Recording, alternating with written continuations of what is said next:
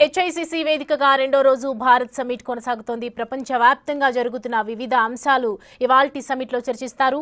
సాయంత్రం ప్లీనరీలో తెలంగాణ ప్రభుత్వ పాలనపై హైదరాబాద్ డిక్లరేషన్ చేస్తామని ఎంపీ చామల కిరణ్ చెప్పారు. పూర్తి వివరాలు మా ప్రతినిధి వాసు అందిస్తారు.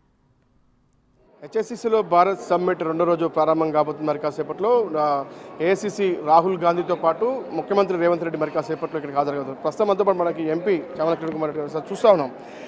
ఈ సమ్మిట్కి సంబంధించి కూడా ప్రతిపక్షాలు భారీగా ఆరోపణలు చేస్తూ ఉన్నాయి. ఇటు బీఆర్ఎస్తో పాటు బీజేపీ కూడా చేస్తూ ఉన్న పరిస్థితి కనిపిస్తుంది. రాహుల్ గాంధీ క్షమాపణ చెప్పి హైదరాబాద్ రావాలంటున్నారు. మీరేమంటారు?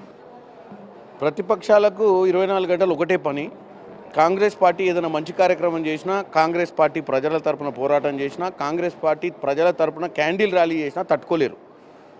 రాహుల్ గాంధీ గారిని, ఇక్కడ ఉన్నటువంటి రేవంత్ రెడ్డి గారిని 24 గంటలు విద్వేషపూరితమైనటువంటి ప్రచారం చేయడంలోనే నిమగ్నమయ్యారు తప్ప కన్స్ట్రక్టివ్ లైన్లో లేరు. నేను ఒకటే చెప్తున్నా, ఈరోజు అంత పెద్ద ఇన్సిడెంట్ అయింది కశ్మీర్లో.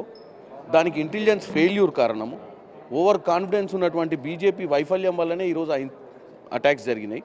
దాన్ని పక్కన పెట్టి వాళ్ళు భారతదేశాన్ని తప్పుదోవ పెట్టించే ప్రయత్నం చేస్తారు. ఈరోజు నేను ఒకటే అడుగుతున్నా, మనమందరం కలిసికట్టుగా రాజకీయాలకు సంబంధం లేకుండా ఈరోజు మనం దాన్ని ఖండించాల్సిన అవసరం ఉంది. అటువంటి ఇన్సిడెంట్స్ జరగకుండా చూసుకోవాల్సిన అవసరం అందరి మీద, ఏ పౌరుని మీదనే ఉంది భారతదేశంలో.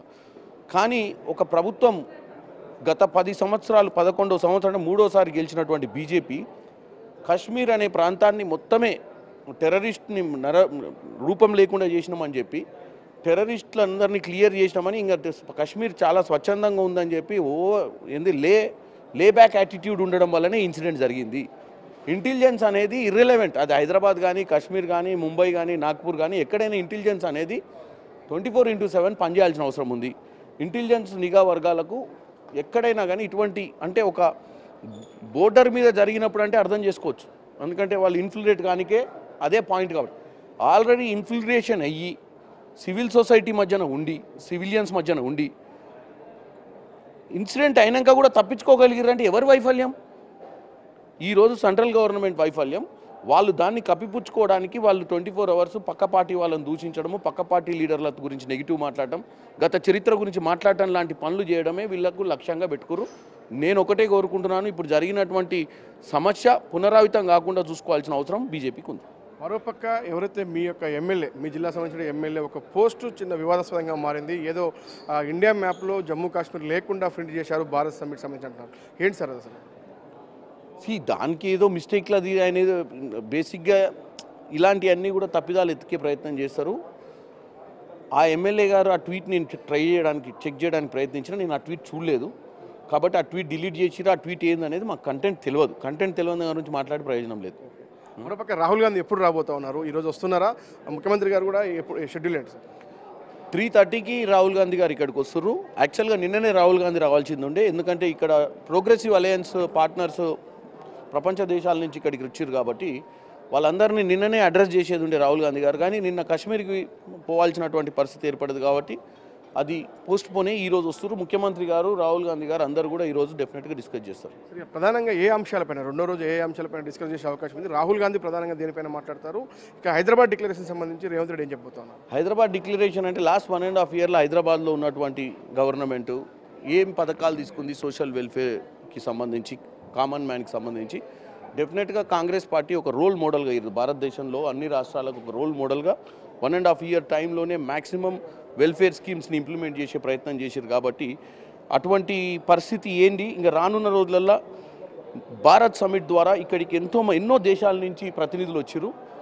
తెలంగాణ, హైదరాబాద్ అనేది ఒక గ్లోబల్లో ఒక ప్లేస్మెంట్. అంటే మీరు ఆల్రెడీ చూసిర్రు, దావోస్లోకి వెళ్ళి దగ్గర 2 లక్షల పైచిలకు కోట్ల పెట్టుబడులు తీసుకొచ్చారు. నిన్న కూడా జపాన్కి పోయారు. సో రేవంత్ రెడ్డి గారు ఈరోజు హైదరాబాద్ డిక్లరేషన్లో చారిత్రాత్మకంగా ఏదైతే తెలంగాణకు సంబంధించిన విషయాన్ని తెలియజేస్తారు. Thank you. ఇది చూస్తున్నాం.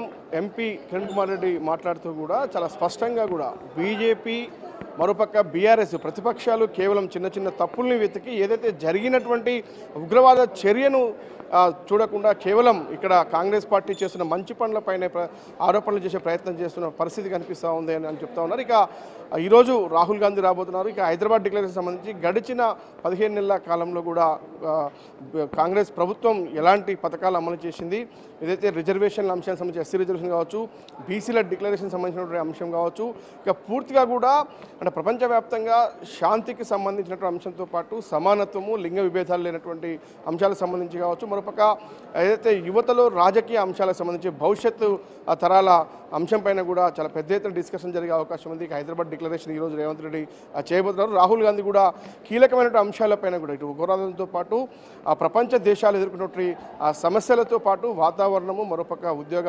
అవకాశాలు, ఆర్థికపరమైనటువంటి అంశాలపైన కూడా రాహుల్ గాంధీ ఎవరైతే 100 దేశాల నుంచి వచ్చినటువంటి 450 మంది ప్రతినిధులతో కూడా ఆయన మాట్లాడబోతున్న పరిస్థితి కనిపిస్తూ ఉంది. మరి కాసేపట్లోనే ఇక్కడికి రేవంత్ రెడ్డి మరి కాసేపట్లో రాబోతున్నట్టుగా మనకు